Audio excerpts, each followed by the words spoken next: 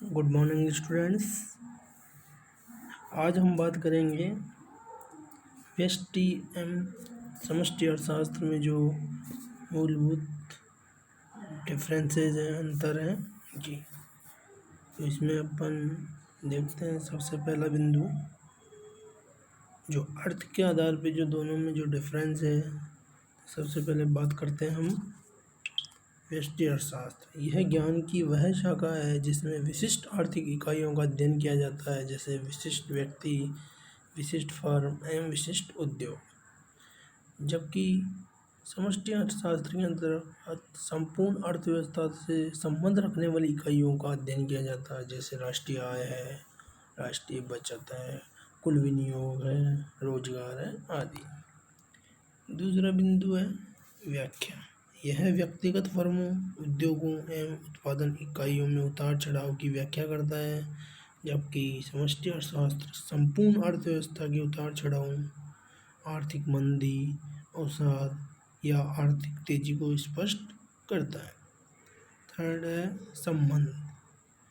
इसका संबंध व्यष्टि अर्थशास्त्र का संबंध कीमत विश्लेषण से होता है, जबकि जो समष्टि अर्थशास्त्र है इसका संबंध आय विश्लेषण से होता है। किसी वस्तु की कीमत का निर्धारण कैसे होगा, तो कीमतों का विश्लेषण व्यष्टि के अंतर्गत किया जाता है, जबकि आय का विश्लेषण समष्टि अर्थशास्त्र के अंतर्गत हम करते हैं।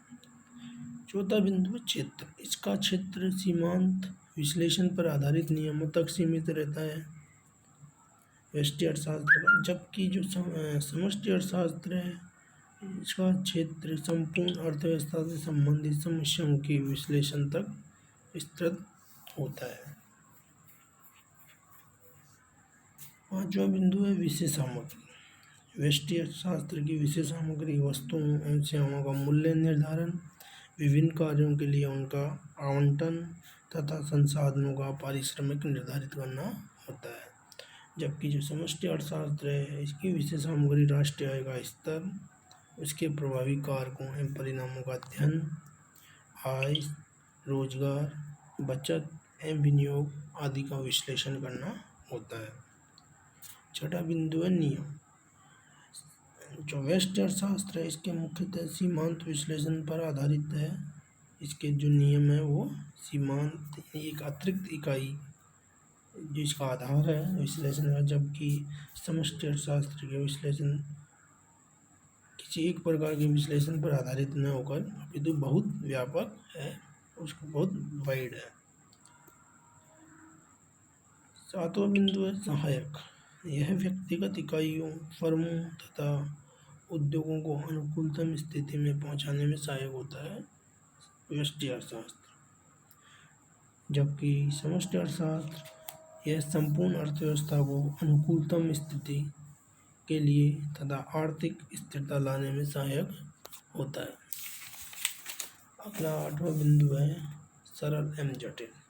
जो व्यष्टि अर्थशास्त्र है समष्टि अर्थशास्त्र की तुलना में सरल है, चूँकि हम जानते हैं, जैसा कि हम जानते हैं, क्योंकि इसमें एक व्यक्तिगत फर्म, व्यक्तिगत इकाई, व्यक्तिगत एक विशिष्ट व्यक्ति एवं विशिष्ट उद्योग का अध्ययन किया जाता है, जो कि एक संपूर्ण अर्थव्यवस्था की तुलना में बहुत ही ईजी कार्य है, जबकि समष्टि अर्थशास्त्र व्यष्टि अर्थशास्त्र की तुलना में जटिल है, क्योंकि इसमें सारी अर्थव्यवस्था, संपूर्ण अर्थव्यवस्था का अध्ययन किया जाता है।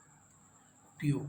व्यष्टि अर्थशास्त्र का उपयोग एक फर्म या उद्योग की विभिन्न नीतियों निर्धारण एवं निर्णय लेने में किया जाता है, जबकि समष्टि अर्थशास्त्र राष्ट्रीय आर्थिक समस्याओं के समाधान, राज्य स्तर पर आर्थिक निर्णय लेने, आर्थिक नीतियों के निर्धारण तथा अंतर्राष्ट्रीय स्तर पर नीति निर्धारण में किया जाता है। 10वां अंतिम जो अंतर है वो है आज की बढ़ती हुई जटिल समस्याओं के कारण इस अर्थशास्त्र का महत्व कम होता जा रहा है। बात कर रहे हैं अपन व्यष्टि अर्थशास्त्र, क्योंकि व्यावहारिक जटिलताएं, आर्थिक गतिविधियाँ इतनी जटिल हो गई है कि उनका अध्ययन एक व्यक्तिगत इकाई या एक व्यक्तिगत फर्म के तौर पर करना और उससे रिजल्ट्स निकालना बहुत ही टफ कार्य है, बहुत ही भ्रामक उससे रिजल्ट निकल सकते हैं, जबकि समष्टि अर्थशास्त्र में इन समस्याओं के निवारण में अधिक सहायक है। इसलिए व्यष्टि अर्थशास्त्र की तुलना में इस अर्थशास्त्र का महत्व दिनों दिन बढ़ता जा रहा है। धन्यवाद।